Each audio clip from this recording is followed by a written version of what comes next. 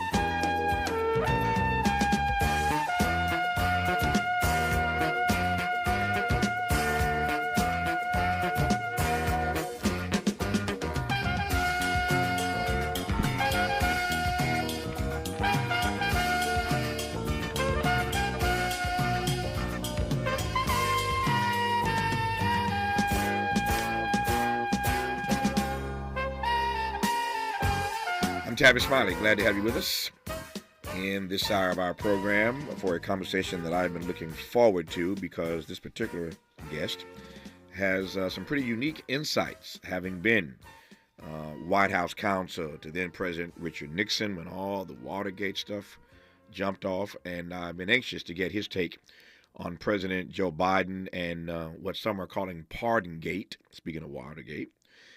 John Dean has a rather unique take on what the president's next move should be regarding pardons and clemency, and I'm glad to have him on for the hour to share that and more with us. John Dean, how are you, my friend? I'm good. I'm good, Tavis. It's good to hear your voice, man. Good to have you on, and thank you for the hour. A lot to sort of unpack here. Let me just start with a couple of broad, big questions, and we'll narrow it and get more specificity as we move through the hour. I think the first big question I want to ask is, even before I get to Joe Biden and the pardon of Hunter and Gerald Ford pardoning your former boss, Richard Nixon, a lot to cover here. But I haven't talked to you since November the 5th. I just talked to Benny Thompson in our first hour today. So even though it's December, for those persons I've not spoken to since Election Day, I always start by asking, what do you make of this moment that we are in? So I put that question to you. How are you reading what happened on November the 5th, where we are, and where we are headed with the return of Donald Trump? How are you reading all this? Well, aside from being disappointed, I'm somewhat startled. What happened is I read the vote across the country is a lot of people just sat on their hands, and I was surprised at that. I think it was a time to stand up. I don't think folks appreciated the seriousness to the threat of democracy that exists in this coming presidency, and we're going to have a 4-year struggle, Tavis. Yeah. Yep. How do you read, to your point, that so many Americans did in fact sit on their hands? I mean, there's a way in which we can indict them, and I'm open to that critique if you want to go there. There's a way to indict them, to be sure. But on the other hand, for whatever reasons, they were not inspired to participate in this democratic experiment, even though this race between Kamala Harris and Donald Trump the two differences could not have been more stark. It's one of those races that you couldn't avoid. You can never avoid a race for the White House. But when Joe Biden stands down, passes the baton. I mean, the point is that there was this race had so much riding on it. To your point, but it snuffed all the air out of the room. All we could talk about for weeks and for a few months was Kamala Harris versus Donald Trump. So one couldn't act as if they didn't know what was going on, and yet they chose to sit this out. How do you read that reality? Well, I'm not sure they appreciated the implications of what the election entailed. Mm-hmm. You catch sound bites of the campaigns. If you're not politically sophisticated like yourself, you don't realize the implications. And I think a lot of people tune out politics. They kind of come in at the last minute and say, oh, well, nothing will change really by my vote. And they don't realize the system counts on them, one, being informed, and two, exercising their franchise. Yep. This audience has heard me say more times than I'm sure they can count that our democracy is fragile, that we are, I believe, are on the precipice, that every empire in the history of the world at some point has a reckoning, a comeuppance, a faltering, if not a failing. And that's true, again, for every empire in the history of the world. My question for you is how concerned you are, how concerned you think we ought be in this democracy that so many in the demos just don't care to participate. My point is, you can't have a democracy forever if people don't participate. Absolutely. I think our demos is suffering right now. Yeah. It's being telegraphed by what he's putting up as potential nominees for his cabinet. These aren't serious people, some of them. Yeah. So he looks at everything in a transactional manner. He is sort of it's payback or payoff time, and he'd like to see some of these institutions crippled. Yep. When we come forward, I want to ask John Dean what he makes of some of these nominees. As I mentioned, and as you know, you students of history, he was the White House counsel for President Richard Nixon. So we'll talk about that era. We'll talk about Watergate. We'll talk about Pardongate. We'll talk about what he expects of Donald Trump. John Dean has written a book or two about Donald Trump, but that was before Donald Trump got reelected. I wonder how he would rewrite those texts, how he would amend those texts now that this guy is back. Going to be a great hour with John Dean on Tavis Smiley. From Leimert Park with love, this is Tavis Smiley.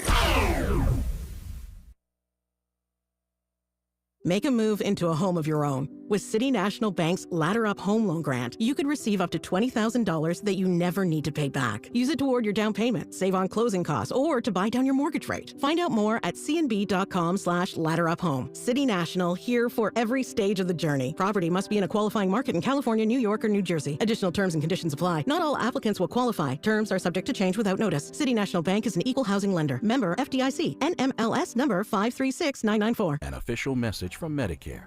Couple more minutes, and we'll start this month's book club. You know, I usually love a plot twist, but this year, I'm comparing my options during Medicare open enrollment. You can't assume your current health or drug plan is the best one for you. And you gotta make sure your drugs are covered. That's important. So is saving money. Review all your options at Medicare.gov. Open enrollment ends December 7th. Paid for by the U.S. Department of Health and Human Services. Oh no, stomach issues again? Stomach issues? Who are you? Your pancreas. I could be the real reason for your diarrhea, gas, bloating, stomach pain, or loose oily stools. I thought it was my stomach. People often do, but any of these symptoms could mean having a condition called exocrine pancreatic insufficiency, or EPI. With EPI, the pancreas doesn't release enough enzymes to break down food, but EPI is manageable. Use the symptom checker on identifyepi.com and speak with your doctor. That's identifyepi.com. Sponsored by AbbVie. This new dose is... nope, that's not it. The price is nowhere to be found. Mr. Green?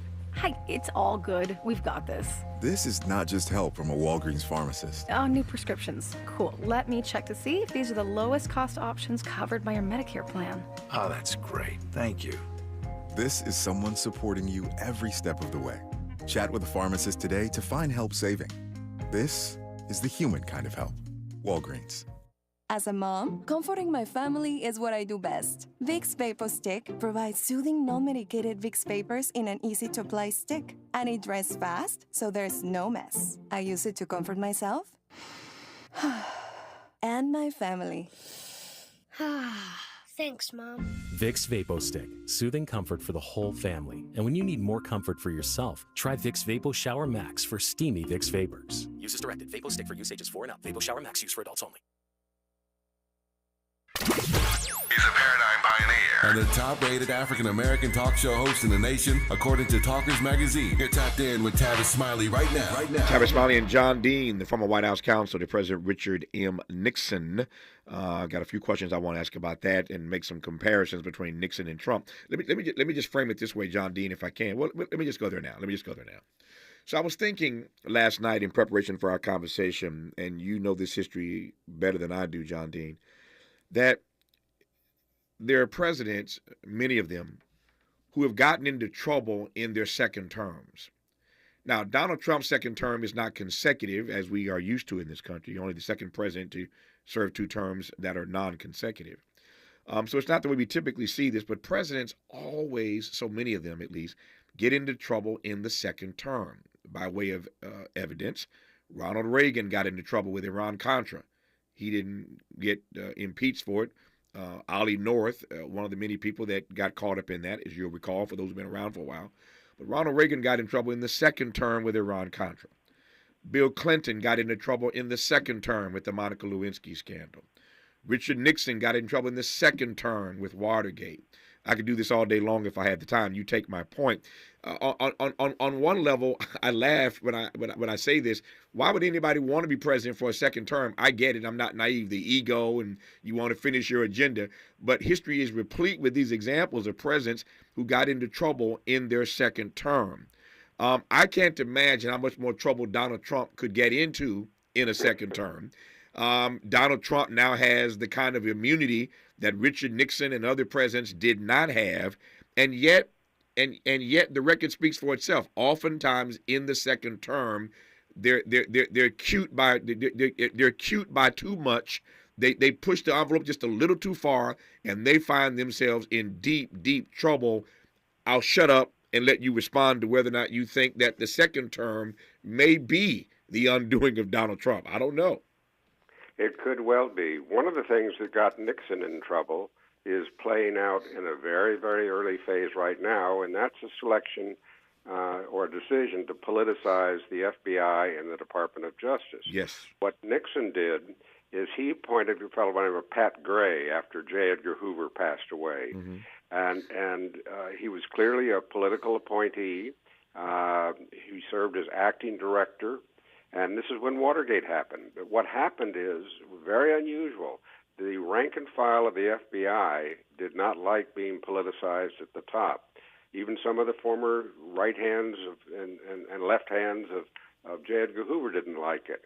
So what started was a steady stream of leaks from the rank and file all the way up to the assistant director, who was a guy by the name of Mark Felt, also known as Deep Throat, to Woodward and Bernstein. That's right. So the agency was able to protect itself by leaking and really undercutting Pat Gray.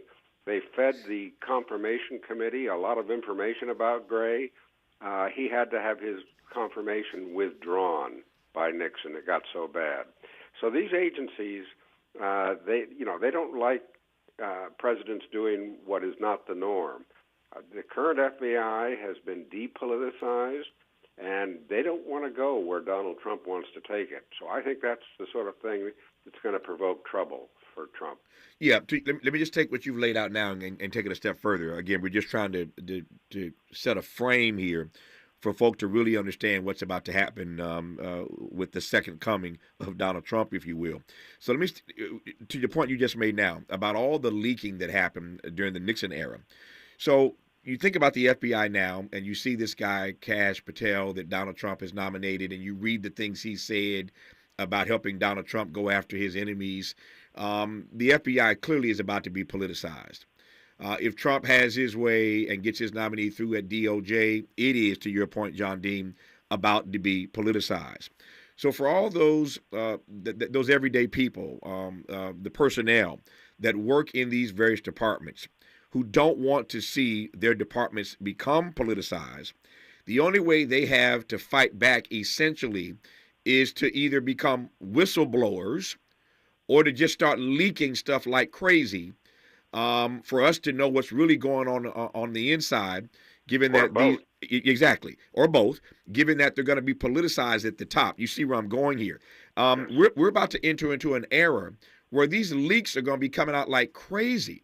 Because again, if you're a career service employee and you know what's really going on because of all the politicization at the top, your only option is become a whistleblower, as I said, or leak, or both. You take my point. It's about to get ugly. It is going to get ugly, and that's the leak and the whistleblowing is the weapon of the longtime career government employee. Yep. There is no deep state. If there was a deep state, Trump wouldn't be back. They would have taken him out. Yep.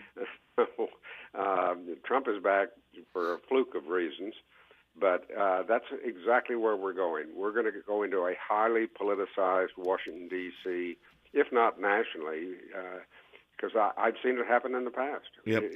In history tends to repeat itself. We don't learn much as we go along. Yep, sadly, that is true. Let me come back to this immunity issue. Again, John Dean is our guest. He was the White House counsel for Richard Nixon and all the Watergate scandal, et cetera, et cetera. Two questions here. The first question is, what is your read, your take on this pretty broad immunity that this conservative Supreme Court has given Donald Trump?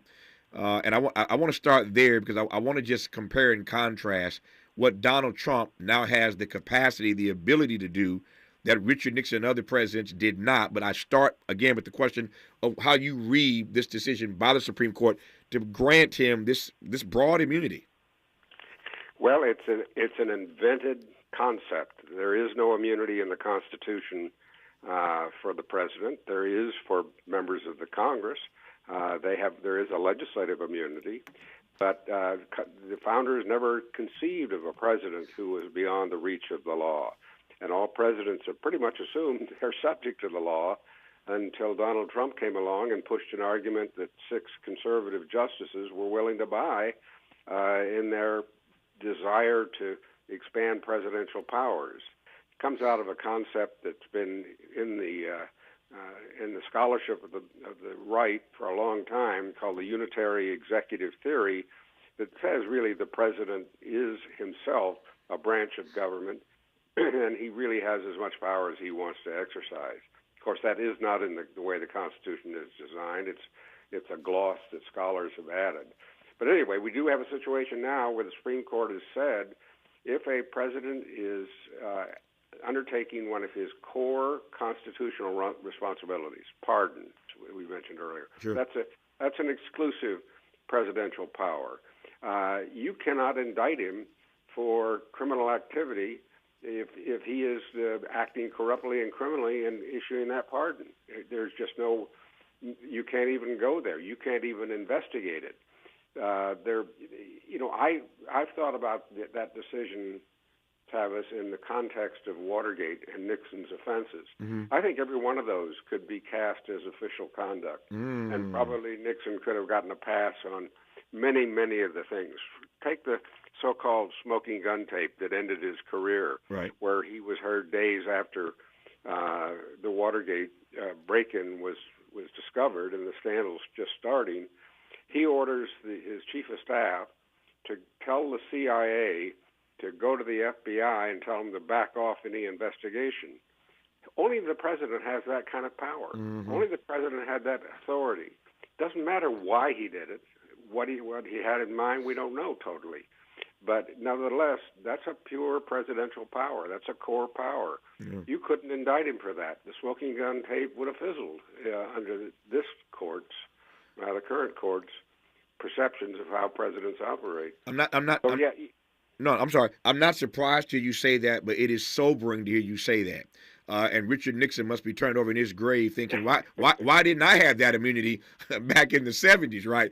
Because to John Dean's point, Richard Nixon might not have got hung up on any of the stuff that pushed him out, that led to the impeachment. None of that would have happened if Richard Nixon had the kind of broad immunity then that Donald Trump has now, which leads me to ask, how do you expect, you've written a book about Donald Trump, how do you expect that Donald Trump will take advantage of or exploit this immunity that Richard Nixon didn't have? Well, he doesn't know, and none of us know, how far that immunity goes. In other words, can he indeed order a set of trucks drive down to Fort Knox and empty the gold out because he likes it? Can he put that in some sort of official act? Well, we don't know. So this is going to have to be tested. It is just a concept now that the court has ruled on because the prosecutions against Trump relating to January 6th appeared to the court and to everybody to be outside of his official duties. Therefore, he would have been responsible for the insurrection that occurred on January 6th. That hasn't been defined clearly by the highest court. It was working its way up until the Department of Justice shut it down. Yeah. So, this is a pretty undefined area right now, and Trump's the kind of guy who will push the envelope. So we'll see how far he goes. I've listened to, been a part of, and just downloaded any number of conversations over the past few years of people opining on what they think Ronald Reagan would think of the Republican Party today. But since you were Richard Nixon's White House counsel, let me go further back. What's your sense of the way Richard Nixon would view the Republican Party of today in the Trump era? I don't think he'd recognize the Republican Party. He was an establishmentarian, no question. He was a man with a conscience, no question about that. He resigned his job rather than take the country through further agony. So I think that there are different personalities at the top. A lot of Republicans I know don't recognize the party that they were once a part of. It has gone so radical and so right. They don't want to be part of it. Yeah. They don't recognize it. So it's still evolving. It's the MAGA wing, and these are the authoritarian personalities I've written about. In writing about Trump, that's what I collaborated with one of the leading scholars in the world on authoritarian personalities. Mm-hmm. Most books on authoritarianism are about what authoritarians do. Well, there are personalities who do this, and there are personalities who follow them. And that's the book I did. It was called Authoritarian Nightmare, Trump and His Followers. Mm-hmm. The followers are still there. Yeah, they are indeed. Trump is too. No, yeah, he's back. So let me. I was thinking again about this last night in preparation for our conversation, John Dean. In case you've just tuned in, our guest is John Dean, former White House counsel to President Richard Nixon. And you talk about Joe Biden pardoning his son, and what these pardons are meant to do, and clemency. No better person to talk to than John Dean. He was there during the Watergate era. So here's my first question about this pardon stuff. I was thinking last night, and I could be wrong. You're a historian, so if I'm wrong, you will correct me here or disabuse me of this notion. But I don't think there has been this much controversy about a pardon. I thought about Bill Clinton and Mark Rich. You remember that one? Yes. But I don't know that there's been this much controversy about a particular pardon, that is to say Joe Biden pardoning his son Hunter Biden, since Gerald Ford pardoned your former boss, Richard Nixon. Again, the Clinton Mark Rich thing got a lot of ink back then, but I don't know that compares to the drama that we're seeing that Joe Biden has created by pardoning his son. So again, to my mind, The only thing that's even close to this controversy about Biden pardoning Hunter is Gerald Ford pardoning Richard Nixon. Would you accept that, or you got something else for me that I should consider? I remember the very lively scandal that occurred when Clinton pardoned Mark Rich. Yeah. Rich's ex-wife had given a large contribution to the Clinton library. It smelled bad. It looked bad. It was a last-minute action. But that wasn't the reason. It turned out when the Congress subpoenaed head of state conversations between Clinton and the head of the Israeli government, they asked him to issue the pardon, not the wife. And Clinton was actually able to prove that the motive was really more of a national security issue than a personal issue.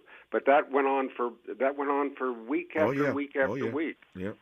So I don't think this is going to run that long. Okay. What's unique about this is the Democrats have turned on Joe Biden. Correct. I just don't get it, why they're so hard on him. He's leaving a legacy largely unrecognized for what he's done, how he healed the country economically. And we're just beginning to feel the benefits of the Biden presidency. Trump is going to take credit for a lot of action that wouldn't happen but for Joe Biden. So I will act like I'm not an actor. I'm just a lowly talk show host, but I will act like a Democrat who is disappointed in Joe Biden. To your question, when you said you don't get it, I'll tell you why they're upset with Joe Biden about this pardon. I'll do that in just a second. So I can answer that question for you, and then I want to hear your retort once I answer it for you. Before I do that, though, in the 90 seconds I have here right now, take me back and tell me what your recollections were then of Gerald Ford pardoning Richard Nixon. Well, I was about to surrender to the custody of the U.S. Marshals. I was in the Witness Protection Program, and I had agreed to the trials were pending of the others who had been indicted in Watergate, including potentially Nixon, who was an unindicted co-conspirator. At the time, I was stunned. I have historically, though, over the years, dug out why Biden. Excuse me. By Ford, yeah. It's too early. Why Ford pardoned Nixon? Mm-hmm. And it's not it was not an act of heart. It was not an act of anything other than expediency for Gerald Ford. What happened is Ford found his White House consumed with Watergate issues. He was being asked to release Nixon tapes. He was being asked to release Nixon documents, and it was pestering them all day, every day. Yeah. And this was the solution. By pardoning Nixon, they eliminated the issue. It was all over for Ford, and he could indeed escape the nightmare. So I think it was a very practical reason that prompted that pardon. Right. My initial reaction is, why not everybody else involved? Right. But in the long run, I think the pardon had both good and bad. Its legacy has led to something like the immunity we have today for a president, but has never resolved the issue of whether a president himself can pardon himself. Let me pick up on that very point. John Dean says that Gerald Ford pardoning Richard Nixon had both good and bad. I want to probe that a little bit more, then bring it all the way up to the pardon of Hunter Biden by his father. You're listening to John Dean, former White House counsel to Richard Nixon, on Tavis Smiley. Helping to stretch your moral and political imagination. This is Tavis Smiley. Paid for by government.com. Did you know? The United States Mint has issued a new Morgan silver dollar coin in proof condition for the first time. Not only that, they are also minted in 99.9% pure silver for the first time ever in history. Coin experts are calling this an amazing opportunity for anyone that knows the enduring popularity of Morgans. But you must hurry. Only 400,000 of these legal tender silver dollars were issued. These first ever Morgan silver dollars are brand new with stunning mirror-like finish, Minted by the iconic San Francisco Mint. Call now and you're guaranteed a new first ever 99.9% pure silver proof Morgan dollar. To learn more, call 1-800-973-9717. If you order now, you will receive a free coin collector bonus pack, a $25 value, free with every order. Call 1-800-973-9717 now to secure your new Morgan silver dollars before they are gone. That's 1-800-973-9717. I'm Bree Wood with 4 things you should know from BIN News. Wall Street closed at new all-time highs. This follows tech surges and positive comments about the economy from Federal Reserve Chair Jerome Powell. At the closing bell, the Dow Jones Industrial Average rose 308 points, the S&P 500 added 36 points, and the NASDAQ rose 254 points. Chipotle is raising its prices to combat inflation. This week, a Chipotle spokesperson said the company raised the price of menu items by about 2%. She added it was the first time in over a year that Chipotle had taken a price increase. House Speaker Mike Johnson wants to cut funding for PBS and Planned Parenthood. In a Fox News interview, he expressed this desire but acknowledged potential pushback from Congress, noting the need to build consensus for the votes.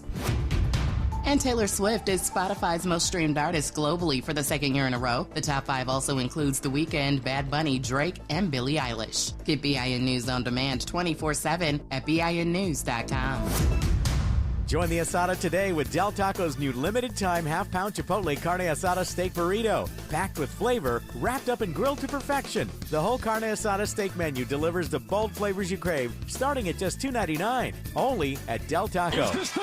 This is the KBLA Sports Minute with Ray Richardson. The early season alarm has sounded for Lakers Nation. Things seem to be unraveling after just 22 games. The Lakers lost by 41 last night in Miami. In the past 2 games, the Lakers have been blown out by a combined 70 points. They are 2-6 since November 19th. This is the first major challenge for first-year coach J.J. Redick. Keep in mind, Redick has never coached on any level before he got the Lakers job. Last night in his post-game press conference, he used some words that should raise some serious concerns. Redick said his team didn't show the right fight or the right professionalism. He also said it doesn't feel like we're together right now. These are major issues for any NBA head coach, but for a newcomer like Redick, getting the Lakers back on track will be a monumental task for him. The Clippers also got blown out last night. They lost by 28 at home to Minnesota. The Clippers had won 8 straight at home. No debates, no speculation, just the info you need. That's your KBLA Sports Minute. I'm Ray Richardson on KBLA Talk 1580. We've got a lot to talk about. I'm Reverend Gerald, the life coach. Is someone you love struggling with addiction and mental illness? Is improving your family's health important? Want to leave a legacy that your family can grow? Are you ready to enhance your perception of life experiences? Then wake up weekends at 7 a.m. with Urban Family Focus and get the wisdom, opportunity, resources, and motivation to live your best life. Join the conversation on Urban Family Focus Saturday and Sunday at 7 a.m. Unapologetically progressive. KBLA Talk 1580. We've got your black.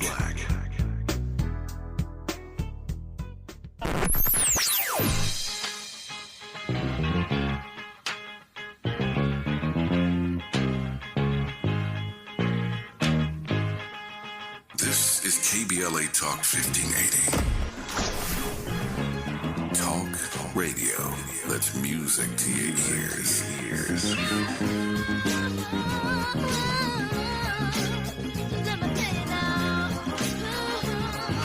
We're unapologetically progressive. KBLA Talk 1580. $5,000. That's the average amount of money people in the U.S. are now spending on gas in a year. $5,000. That's crazy. If you drive, you have to download Upside, the free app that gives you cash back every time you get gas. That's right. You can earn real cash back with Upside just by buying the gas you're already buying. You can literally start earning cash back today. I use Upside every time I fill up, and I've already made around $200-300. You're putting gas in your car anyway. Why not get real cash back? back. If you like free money, download Upside. I'm saving the cash I earn from using Upside to help pay for a vacation later this year. Download the free Upside app now to earn cash back every time you buy gas. Use promo code SNAP to get an extra 35 cents per gallon on your first tank. You can cash out anytime right to your bank, PayPal, or a gift card for Amazon and other brands. Just download the free Upside app and use promo code SNAP for a 35 cents per gallon bonus on your first tank. That's code SNAP for a 35 cents per gallon bonus.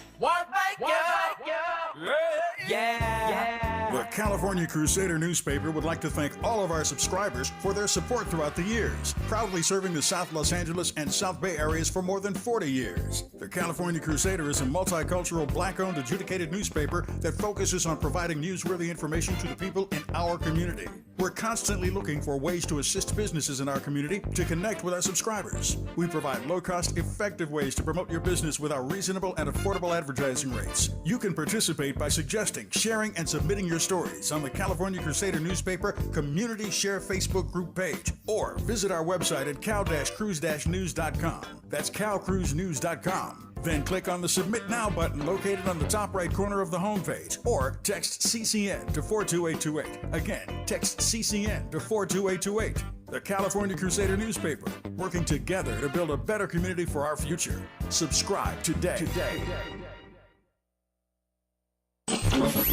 Freedom is an endless meeting. So let's get back to it with Tavis Smiley. Tavis Smiley and John Dean, former White House counsel to President Richard Nixon, who was pardoned, as you all know, by Gerald Ford. And here we are with another, that was a pardon controversy. Here we are with another pardon controversy of President Biden and his son Hunter. And I've got an interesting question that I want to ask from a listener, John. I'll give it to you in a second. A listener poses a good question that I wish I had thought about, but I'll ask it anyway. Smart audience. I love this audience.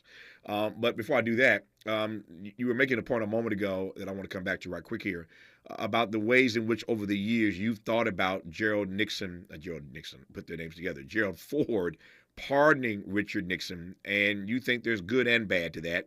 Tell me more.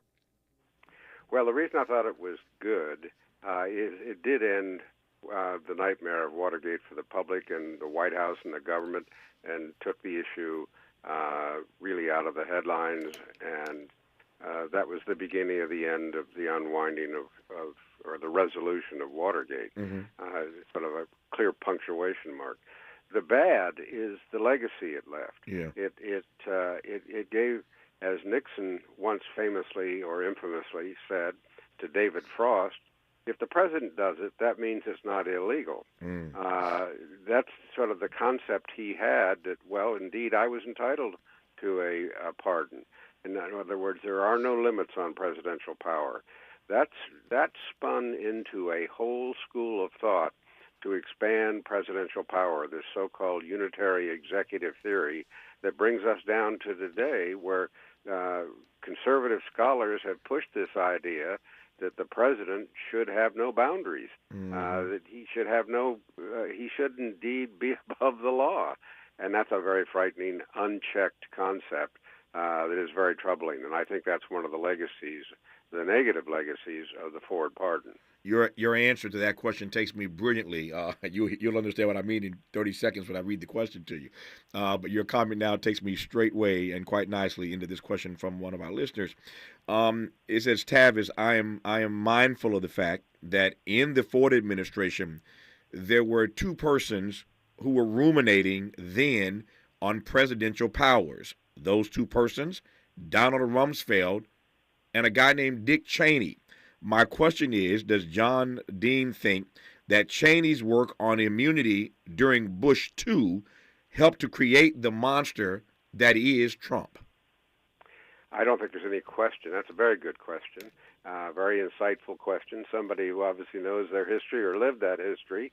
And what happened with the Rumsfeld-Cheney school of thinking was these are two guys who'd served in Congress at high levels. Rumsfeld, a longtime congressman from Illinois, a more recent member, Dick Cheney from Wyoming.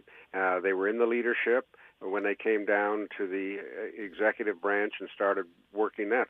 they felt that Congress was no longer competent in certain areas like national security and what have you. They felt the president needed that power in a modern government. So they pushed and pushed and pushed for executive powers. I did a book called Worse Than Watergate. Mm-hmm. It was about the Bush-Cheney presidency because of the secrecy, which far exceeded anything Nixon did, plus the abandonment of the rule of law.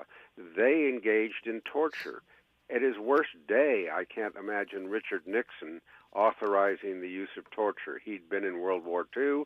He had heard horror stories of it when he served in the Philippines and some of the South Asian areas. That pushed it further than anything that Nixon had done when Bush authorized what was clearly war crimes. It was the use of waterboarding and other torture techniques at the post-11 atmosphere that was where they really had a shield to protect them from pushing presidential power. That's what leads us down to today, where there's presidential immunity. Mm-hmm. No, it's a straight line, and you walked it quite nicely to make us understand how we got from there to here. Let me circle back now to this other issue that you raised in this conversation, that you don't get it with regard to why Democrats have turned on Joe Biden. So everybody not everybody, but certainly Gavin Newsom, governor of California, has publicly said he disagrees with the pardon. There are many other high-profile Democratic governors and members of Congress and others who have come out and suggested they think the president was wrong to have done this. So when you said you don't get it, here's the frame, and then I want to hear your retort to it. The frame essentially is that Joe Biden has now, in his own way, politicized this process by pardoning his son, who he says was subjected to a political prosecution. But he's opened the door, not that Donald Trump, I keep saying this, not that Donald Trump needs any help. He doesn't need to be emboldened. But he's opened the door for Donald Trump to do whatever he wants to do now. If you can pardon your son, then why can't I pardon the January 6th protesters? If you can pardon your son, why can't I pardon, et cetera, et cetera, et cetera? That's one argument, as you well know. The other argument is that it makes it more difficult for Democrats to hold Donald Trump accountable when he does, in fact, politicize DOJ, FBI, et cetera, because he just points back to what Joe Biden did in pardoning his son. So Democrats are trying to figure out how we hold this guy accountable in the next 4 years when you've done something that gives him all the license in the world that he needs to do what he was going to do anyway. Well, it's a fair argument.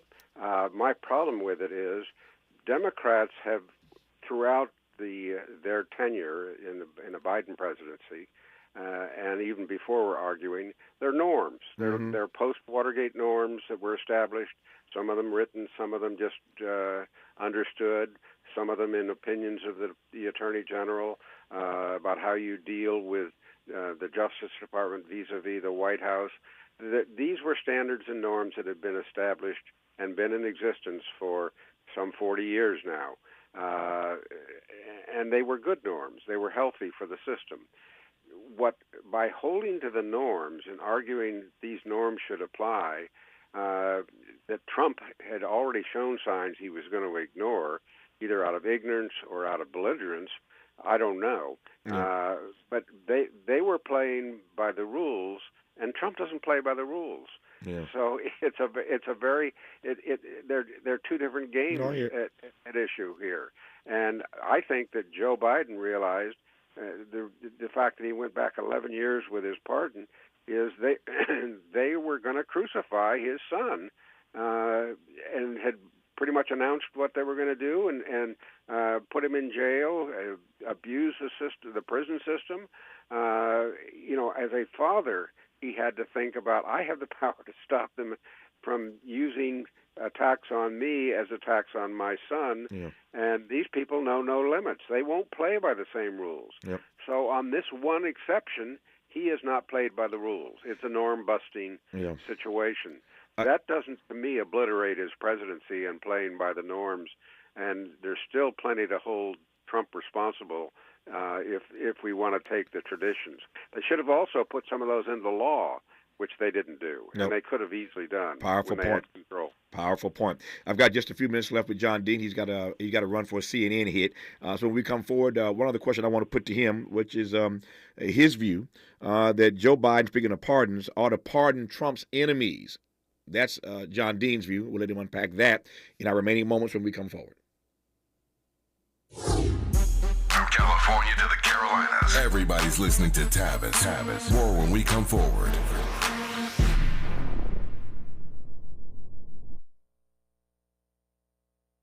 We asked seniors how to prevent Medicare scams. My best advice, if you get a phone call, do not talk to the person. These people are well trained. Don't talk to them. They don't know me. They're just trying to scam me. Don't be fooled. Hang up. Just hang up. Never give out your Medicare number. They're going to get your number to put in a false claim. If I get a call from someone, I don't pick up the phone. And should I pick up the phone and they ask for information, then I hang up. How do you detect Medicare fraud? Just like I check my credit card statements, I check my Medicare statements monthly. Scammers can get a hold of your number, order medical devices through your account, and you're not even going to know about it if you don't look at your statement. Check your statement every month. If you get your statement and you see something that you know you did not have done, you report it. Call your senior Medicare Patrol. To report Medicare fraud, call the Senior Medicare Patrol at 855-613-7080.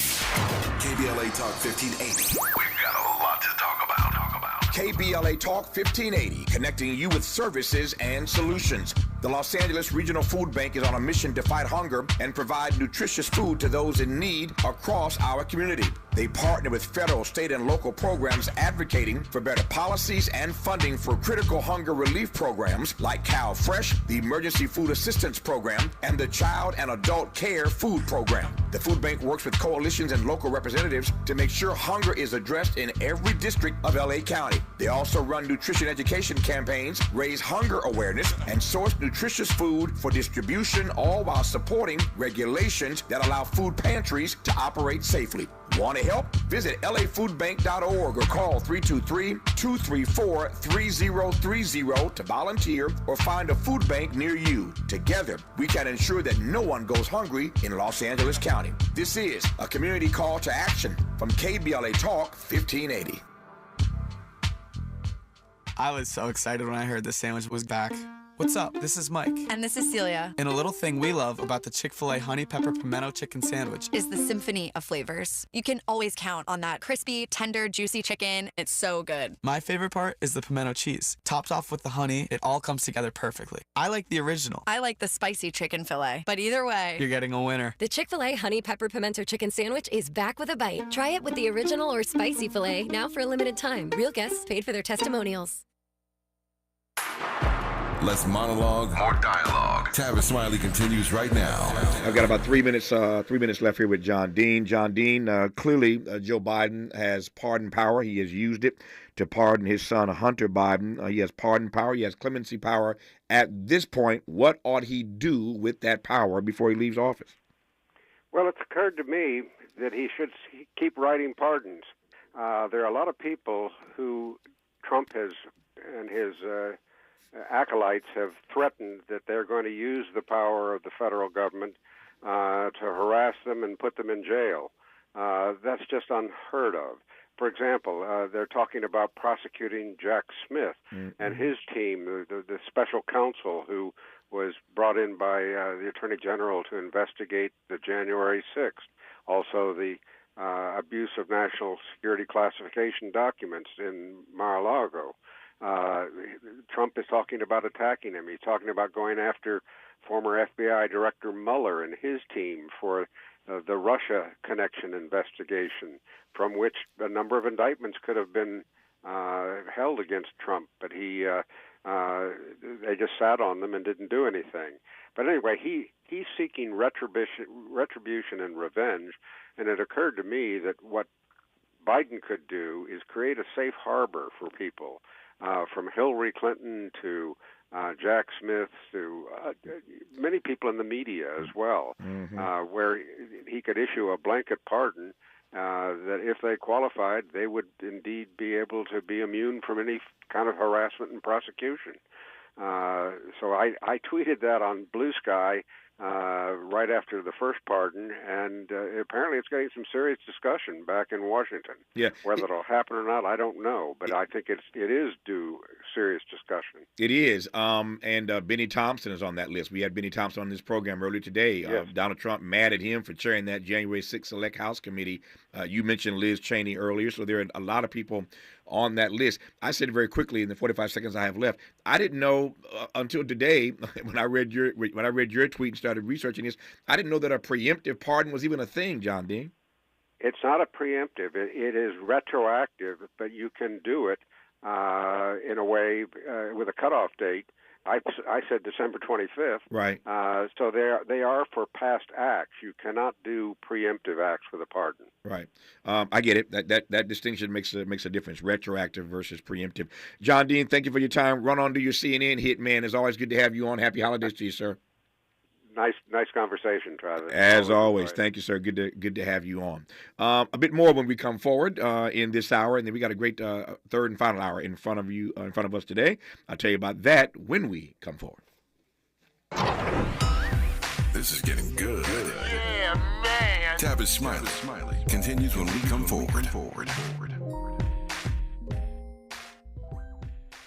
If you're like me, 60 and retired, making ends meet, especially here at the supermarket and drugstore, is tough. I'm so blessed to have found benefitscheckup.org. It's a free and confidential website from the National Council on Aging that connected me to $1,200 a year in programs that help pay for food, medicine, utilities, and more. Maybe it can help you. benefitscheckup.org. You know where you want to go in life, and City National Bank can help. City National knows the dedication it takes to build your vision for the future into a reality, and our team is here for you. We have a wide range of options to help, from personal savings accounts to interest-bearing money market savings accounts and more, all designed to help you get where you want to go. City National, here for every stage of the journey. Learn more at cnb.com. City National Bank is a subsidiary of Royal Bank of Canada, member FDIC. The California Crusader newspaper would like to thank all of our subscribers for their support throughout the years, proudly serving the South Los Angeles and South Bay areas for more than 40 years. The California Crusader is a multicultural, black-owned, adjudicated newspaper that focuses on providing newsworthy information to the people in our community. We're constantly looking for ways to assist businesses in our community to connect with our subscribers. We provide low-cost, effective ways to promote your business with our reasonable and affordable advertising rates. You can participate by suggesting, sharing, and submitting your stories on the California Crusader newspaper Community Share Facebook group page, or visit our website at cal-cruise-news.com. That's calcruisenews.com. Then click on the Submit Now button located on the top right corner of the homepage, or text CCN to 42828. Again, text CCN to 42828. The California Crusader newspaper, working together to build a better community for our future. Subscribe today. If you're living with dry age-related macular degeneration or dry AMD, you may be at risk for developing geographic atrophy or GA. GA can be unpredictable and progress rapidly, leading to irreversible vision loss. Now there's something you can do to slow it down and get it going slower. Izervay is proven to slow GA progression. Izervay gets GA going slower. Izervay or avacincaptad pagel is a prescription eye injection used to treat GA. Don't take it if you have an infection or active swelling in or around your eye. Izervay can cause eye infection, retinal detachment, or increased risk of wet AMD. Izervay may temporarily increase eye pressure. Your vision may be impaired after an eye injection or exam. Don't delay. Ask your doctor about Izervay today. Izervay gets GA going slower. Visit Izervay.com. That's IZERVAY.com.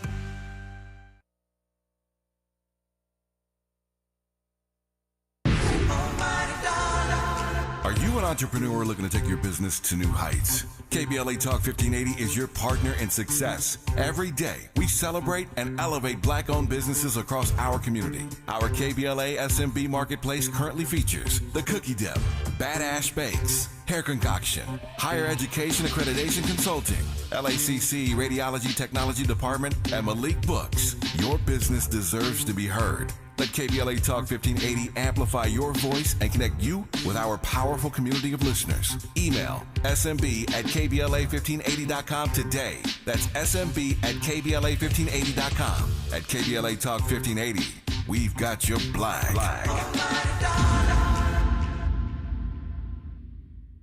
More honesty than you can handle. More empowerment than you can imagine. You're tuned in to Tavis Smiley.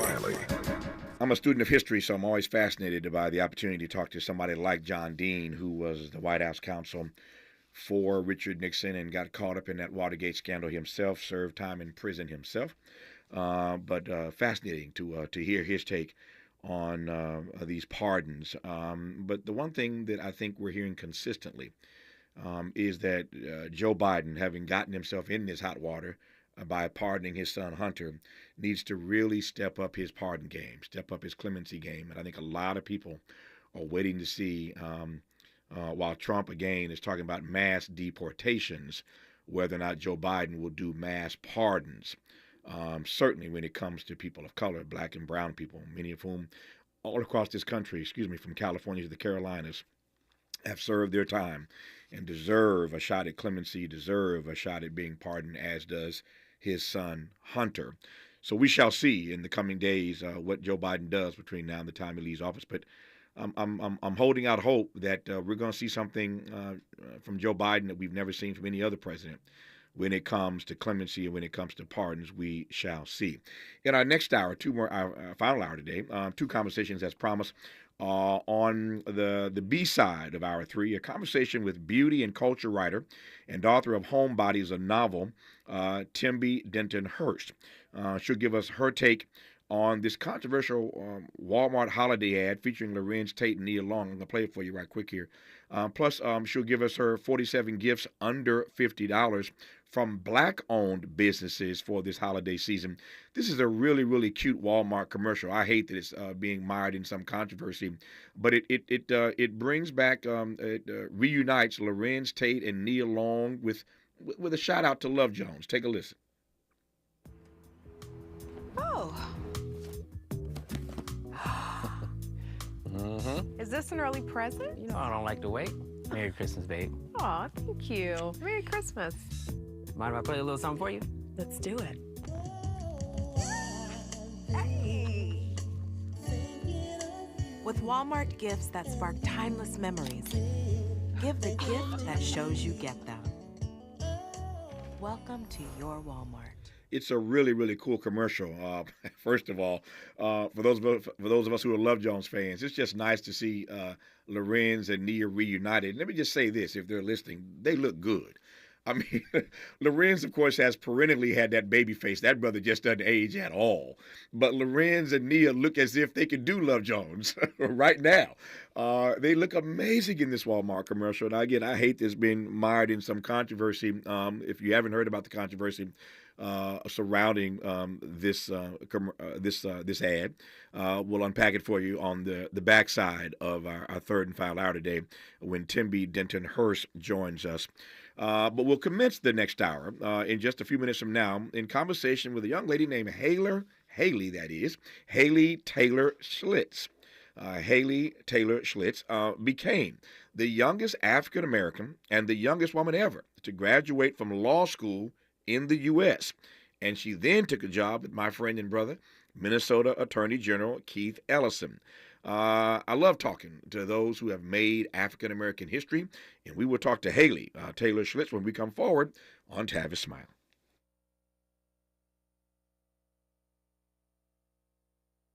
KBLA 1580 Santa Monica.